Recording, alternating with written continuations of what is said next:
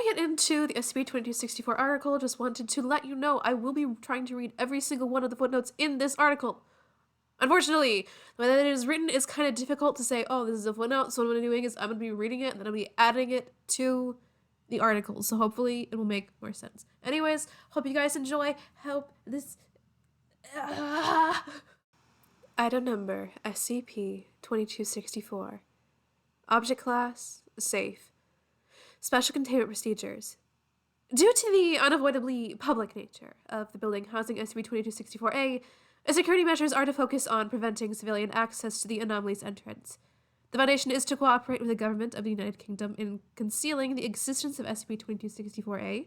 A hidden passage to SCP-2264-A has been constructed and remains its only means of access. The original entrance to the room, where SCP-2264-A is located, has been walled over, ensuring that only authorized personnel have access to 2264-A. Operatives are to be reassigned and replaced monthly due to the threat of psychological addiction to SCP-2264-B. Description: SCP-2264-A is a door composed of iron located within a hidden chamber beneath the Martin Tower, a part of London otherwise known as Her Majesty's Royal Palace and Fortress. The gateway cannot be unlocked through traditional means, requiring a highly ritualized process. Attached to 2264-A is a complex apparatus composed of alchemical tools such as almlicks, retorts, and a crucible. Based off of journals found within the hidden chamber of SCP-2264-A, this is frequently referred to in the notes as a Janus Gate. Janus, by the way, is the Roman deity of beginnings and transitions, thereby associated with doors, doorways, gates, and passages. Is presumably the creation of Henry Percy, who was born April 27th, 1564, and passed away November 5th, 1632. He's otherwise known as the 9th Earl of Northumberland, an English aristocrat, alchemist, and a long-term prisoner found within the Tower of London. Despite his incarcerated status, the Earl maintained a degree of influence, and was said to enjoy a comfortable lifestyle that allowed access to books and research material. He is known as the Wizard Earl, due to his extensive library and interest in the scientific and occult. It is considered possible that others within Percy's circle of associates were involved in the creation of SCP-2264-A, including John Dee, a famed alchemist and court astrologer of Queen Elizabeth, and the School of the Night, which, by the way, was a secret society interested in the study of science, philosophy, and religion. Members were suspected of atheism, which at the time was not only considered blasphemous, but an act of treason and anarchy. Journal of Henry Percy, the Wizard Earl. Majoretto. We will confront the dark night of the soul. The pineal gland will be fresh to extract. Fire evokes the shadow within. Albeto. Wash eroniate the impurities. Rain cleanses all sin and prepares the soul for an Elysium. Divide not as dictate by the rigors of harmony, but rather into two opposing principles to be later coagulate to form a unity of opposites. Centrus. A victory coincides with the yellowing of the lunar consciousness. The white surrenders to dawn. The traveling lamp slays the moon. Rubelio. Red eludes, instead, a surrender upon the apparatus, a sanguine sacrifice. A Foundation alchemist was consulted.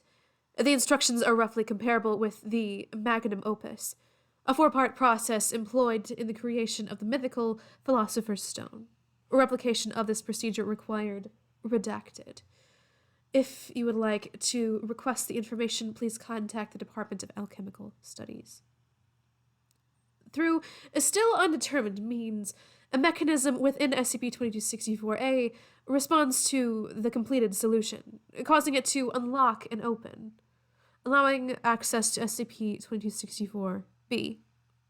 SCP-2264-B is an extra-dimensional city which does not correspond to any known location, earthly or otherwise. Objects that originate from within SCP-2264-B will dematerialize if brought through SCP-2264-A. Such objects have been later found returned to the site of their initial removal. Those who enter SCP-2264-B report having all personal belongings removed and their clothes replaced.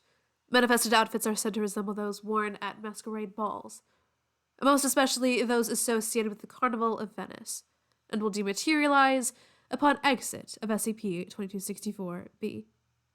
Masks cannot be removed while inside SCP-2264-B, but the rest of the attire can be discarded if one chooses to do so. The majority of SCP-2264-B inhabitants are dressed and adorned in a similar fashion. Agents report to have a somewhat organic quality to their costumes, frequently describing it as quote-unquote kindness. The most common inhabitants of SCP-2264-B are roughly humanoid and have since been classified as SCP-2264-1. The sky has been described as yellow and containing an indeterminate number of black stars, corresponding with no known or even hypothesized constellations. Buildings are shaped in such a manner as to suggest them as being carved from a single seamless material. Black, white, yellow, and red are the only colors to reportedly occur within SCP-2264-B. Architecture is non-Euclidean, and the normal laws of gravity do not apply. This may be caused by multiple gravity wells within the city, but this obviously cannot be directly measured. Thus, inhabitants can be observed as climbing a stairway upside down, but based on their own gravity source, they are climbing normally. The city has been described as having the odor of quote-unquote dried flowers with a hint of mold, or a scent, another quote-unquote, not unlike that of old books. The actual size of the city has been difficult to measure, but it appears to be located on an island, surrounded by a black ocean. The composition of the liquid is unknown, but described as appearing more viscous than water.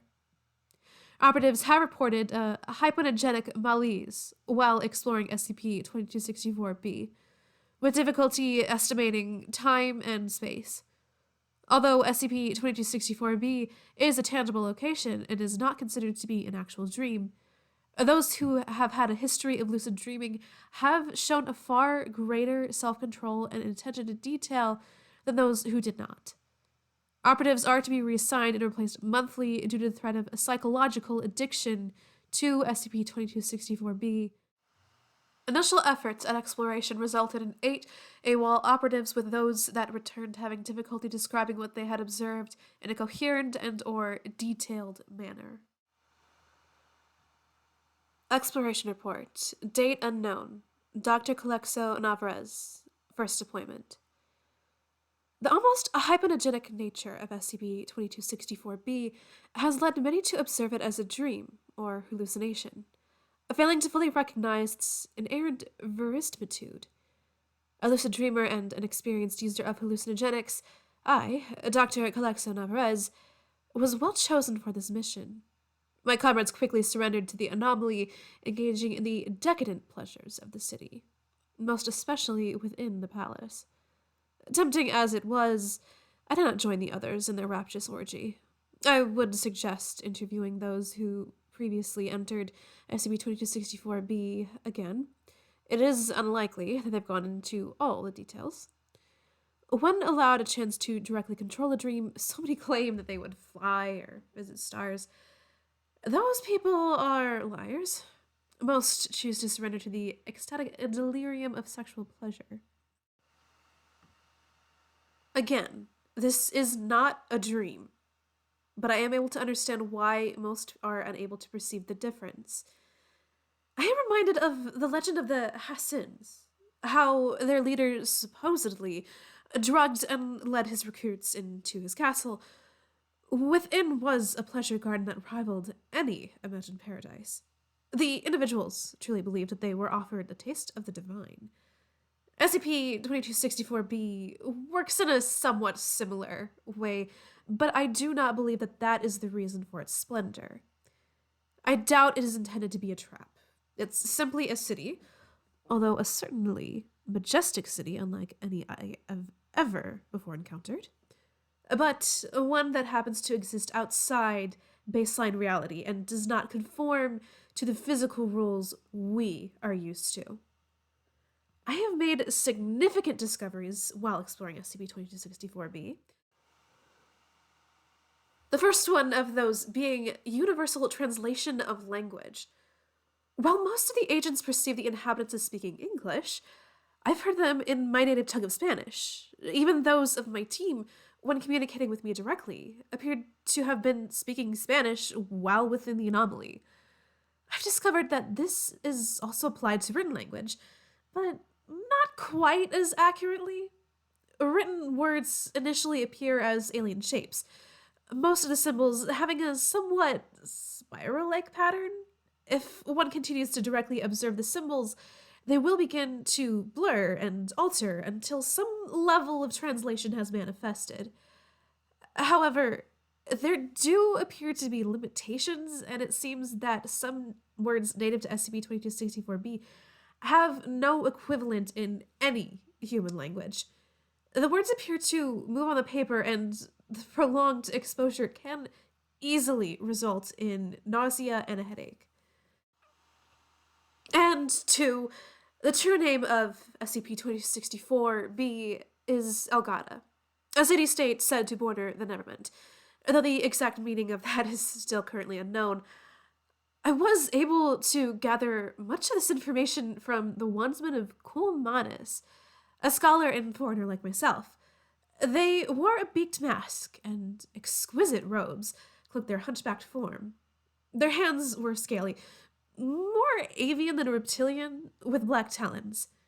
They unfurled a scroll before me, said it was a map of the multiverse, layer after layer of endless spirals. Oh my gosh, I sense an ongoing migraine just thinking about it now. Regardless, I was pleased to meet a fellow intellectual within. I asked them about the nature of their research. What's the nature of this? They asked. I assumed, rhetorically, just for a start, they noted. The third being, there is a specific power structure within SCP-2264-B, involving entities that, based on description, could easily be considered some of the more dangerous reality benders known at the Foundation. The Wandsmen of Kulmanis warned of individuals that should not even be approached, lest we draw undesirable attention to our reality. There are, or were, four Masked Lords who directly oversee SCP-2264-B. The Black Lord, wearer of the Anguished Mask, the White Lord, wearer of the Diligent Mask, the Yellow Lord, wearer of the Osidious Mask, and the Red Lord, wearer of the Mirthful Mask. They were said to be the chief advisors of the King of Algata. They continued to warn that I not be fooled by their names. Each is just as terrible as the other. I have seen the Masked Lords, always at a distance, except for the wearer of the Anguished Mask. I was informed that the Black Lord was the victim of a political struggle some time ago. The reason was never known, if reason ever existed at all, and cast into some dreadful dimensional backwater, it could only be a matter of time before they returned. The insidious glamour of the city-state disguises a dreadful truth. One, the Wandsmen had difficulty expressing in words. They stated that most outsiders came to this place to seek a boon from the king. They refused to speak any more of this entity and suggested I avoid the ambassador of Algata as well, before politely taking their leave of me. I decided it's time to report back, gathered the others, pulling a few from the writhing mound of masked transdimensional entities. The first door we entered was the one to return us to baseline reality. I suspect that SCP-2264-B is a dimensional nexus, connected to countless worlds across the multiverse. Every door used within SCP-2264-B has connected directly to SCP-2264-A. If there are other gateways like SCP-2264-A, I suspect them to be currently sealed. Dr. Calexo Navarez was commended for his initiative. A psychological evaluation has determined it safe for him to re-enter in the near future, although it has been requested that he use a more professional tone with regards to his reports. Future operatives will be screened for higher than normal levels of activity in the parietal lobes while in a state of altered consciousness, sleep or otherwise. The quote-unquote Wandsman of Kulmanis has since been classified as SCP-2264-2 and is considered an invaluable source of information. The quote-unquote masked lords of Elgada have been classified as SCP-2264-3. Exploration report. A date unknown. Dr. Calexo Navarez's second deployment. I believe SCP-2264-2 is the only entity we might truly trust in Elgada, and sought them immediately.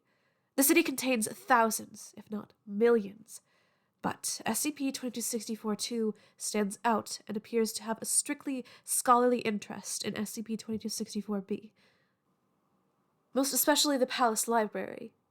The collection was impressive, and could have been infinite in size for all I knew, for there was no visible end to the room, the corridor stretching long into the horizon. I wandered the seemingly endless hall, Agent Cromwell and Dr. Yu at my side, in search of SCP-2264-2. I scanned through a few grimoires and scrolls, the alien symbols failing to translate, leading me to suspect that no earthly translation was possible. In time, we found SCP-2264-2, affable as before and expressing concern about our well-being.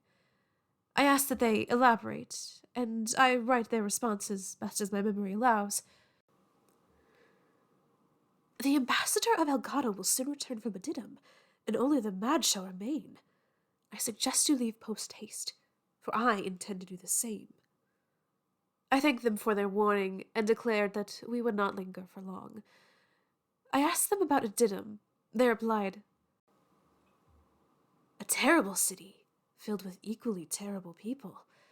It is said that the Grand Karsus of Adidam serves the designs of an elder being, or thought to rival even the hanged king of Elgada.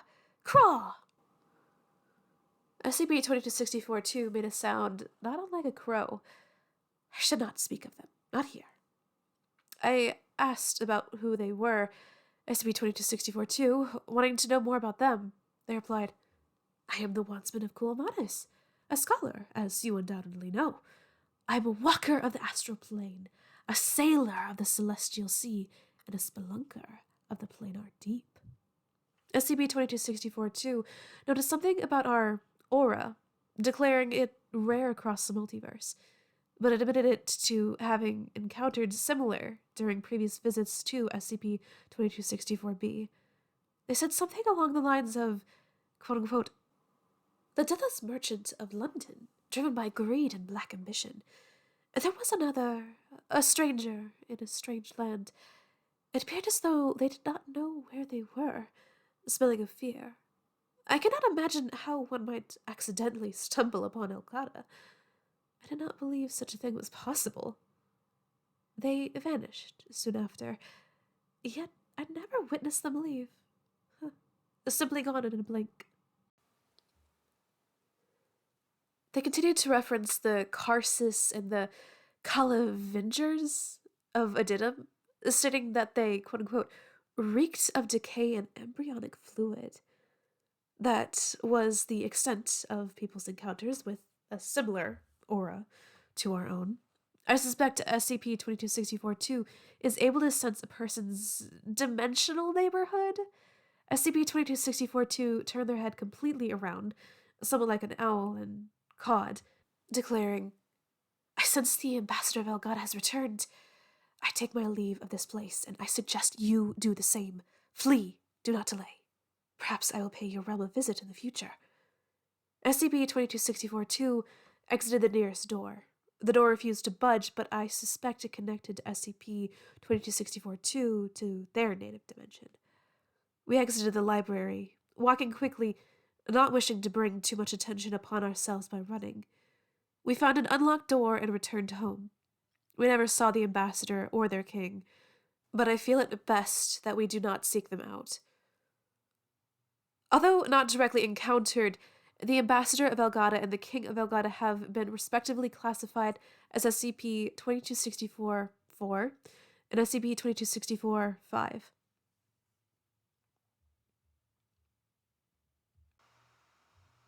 Information restricted to level 4 personnel or above. Access granted. The O5 Council voted 10-3 in support of sending Mobile Task Force PSI-9, otherwise known as Abyss Gazers, into SCP-2264-B. The goal of the operation was to locate SCP-2264-4 and SCP-2264-5 and calculate the threat level they represented to humanity, Earth, and local dimensional space. 12 agents, trained in hand-to-hand combat and counter-occult stratagems, otherwise known as COS, entered SCP-2264-A on an unknown date at 0800. One agent returned alive. The rest are presumed dead or otherwise irretrievable. Interviewed, Agent Alexander Papadopoulos? I don't know how to pronounce that, but we're going to go with Alexander for now.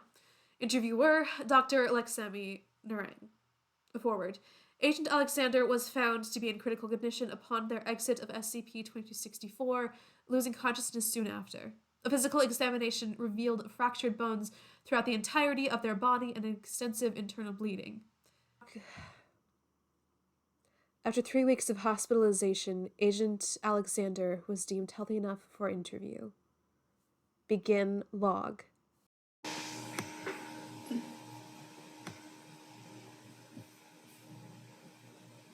I know it might be difficult, but please tell me everything you remember. The city was remarkable. Graham prepped us for it as best they could, but words could fail to do it justice. We all had the appearance of harlequins, or something out of an old-time masquerade. Wasn't exactly the same, but close enough. I couldn't take off the masks, as hard as we tried. We had a mission to complete, but the details were quite vague. Vague? Find SCP-2264, 4, and 5, and get an estimation on their threat level. We knew they were important to SCP-2264, but we had no idea what they looked like or how to locate them. Go on. Right. Well, we found the palace. I don't know how long it took. Time has no meaning in a place like that. The city is full of people, especially that palace, but it didn't feel like being in a busy city in our world. There's something different about it, but I don't know how else to describe it. Layered? No, that's not right. Not important, I guess. Things blurred. A lot. Everything seemed to follow a sort of dream logic. Dream logic? Yeah. I mean, it wasn't a dream. I'm certain of that, and I have the scars to prove it. It was all real, but have you ever noticed how dreams rush through the details? You end up one place, but really don't recall how? It was like that.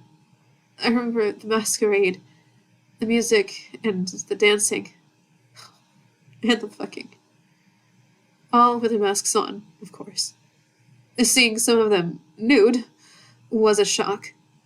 They aren't like us. Let's just say not everything was part of an elaborate costume.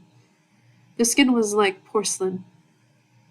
I think those were the natives, you know? The 2264-1. But the more you stared, the less human everyone seemed. Some had too many limbs, some had too few. They were like the monsters from an old fantasy book I read as a kid. Crazy as that place was, I don't think we were ever seeing the whole truth. It's like a filter.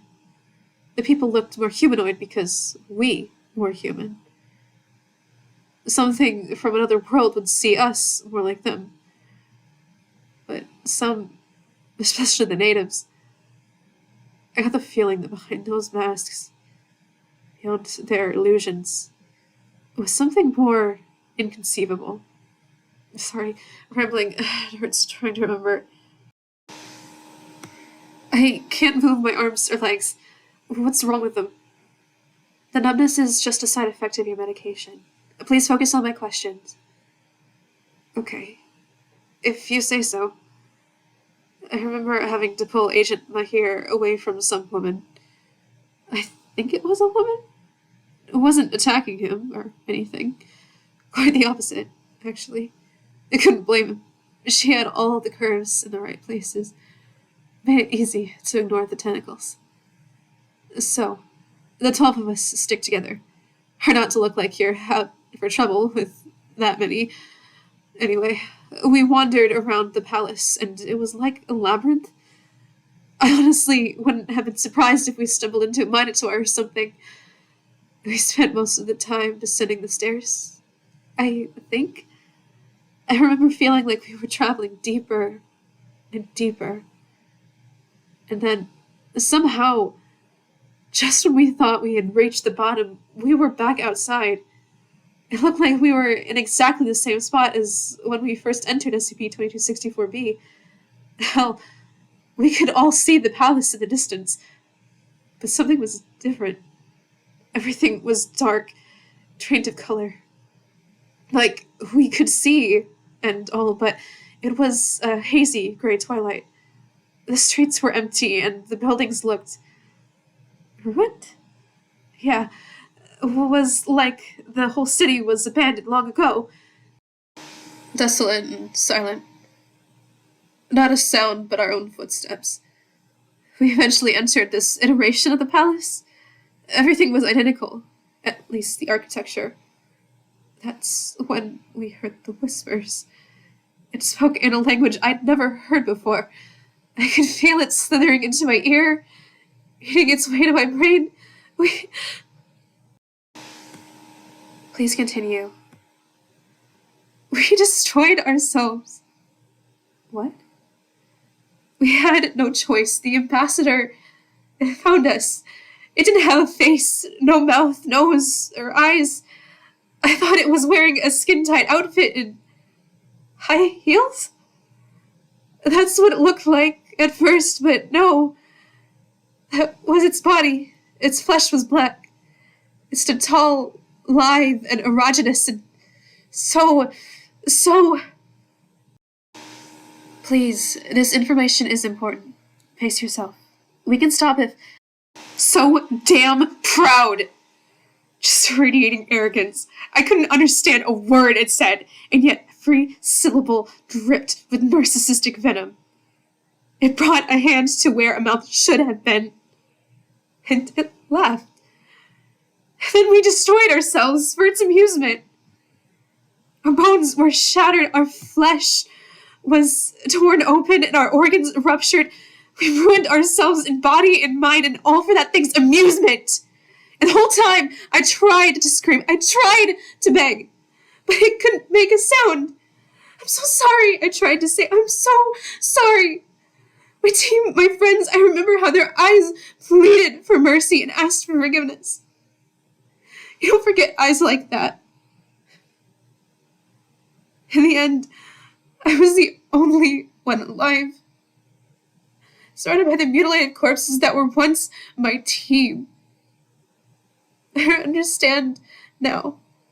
The ambassador needed a witness who would deliver its message to tell you this and... Please continue.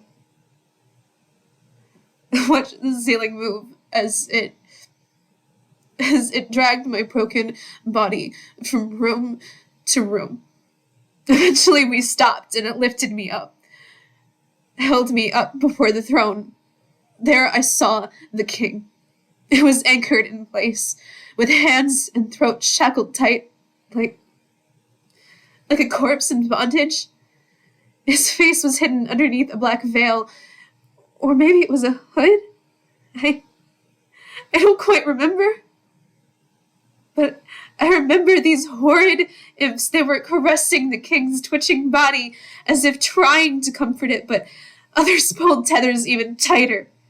The king trembled and quivered, and I saw pale tendrils slither in and out of its tattered robes. I looked on as the imps lifted the king's veil. I want to die. I can't live like this. What I've done. Please kill me. And this. I can't feel my legs. I can't feel my arms. Not like this. Not like this, please. I'm begging you. You know, I can't do that. Please tell me what you saw. A God-shaped hole. Barren desolation of a fallen and failed creation. You see the light of long-dead stars. Your existence is nothing but an echo of a dying god's screams. The unseen converges, surrounds you, and it tightens like a noose. End log.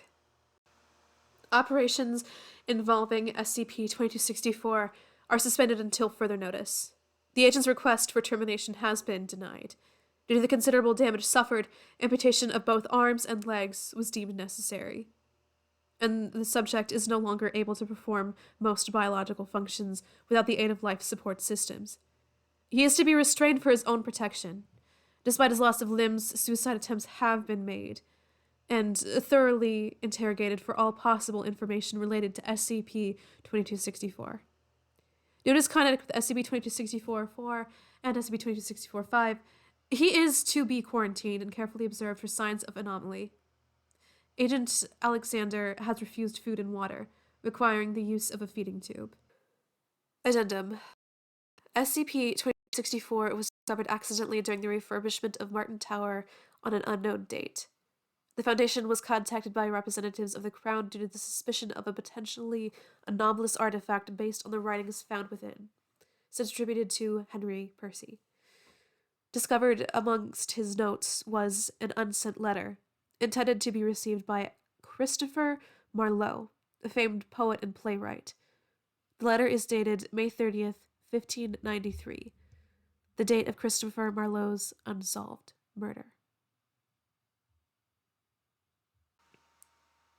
To my singular good friend, may this mischief reach thee ere 'tis too late. 'Twas thou who urged against my building of the Janus Gate. My insult was cruel, having deemed thee foolish and arrogant of thine sciences. I prithee thee, forgive mine arrogance. 'Twas thou who suffered the evil to which I was blind. I showed thee the other ordinary, and allowed the secret darkness to coil around the cinder of thy beautiful heart. I was blind, but now I see. I beseech thee to burn that accursed play and return it to ash. Thy patron seeks to corrupt and defile whence he cometh. There are things that are simply should not be.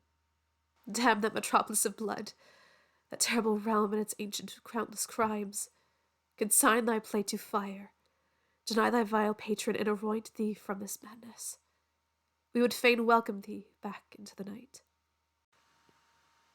Okay, last but not least, we do have one last footnote. Just didn't seem like a good time to read it when it was there. So, it seems likely the play being referred to here is SCP-701.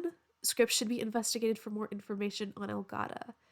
Dr. Nikuru Daiwara. Anyways, hope you guys have a good day, night, whatever it is. Adios.